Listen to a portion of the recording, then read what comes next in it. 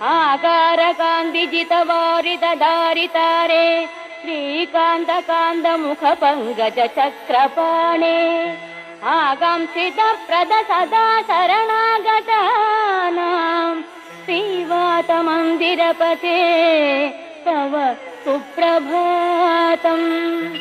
श्रीराजमानसुमनो मकुटाग्ररत्ननीराजिताङ्घ्रियुग भक्तजनैकबन्धो नारायणाच्युत हरे भगवन्मुरारे श्रीवातमन्दिरपते तव सुप्रभातम्।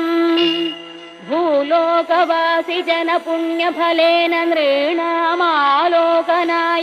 गुरुवायुपुरेऽभिरामे त्रैलोक्यनायक विभो त्वमिह विरासिः श्रीवातमन्दिरपते।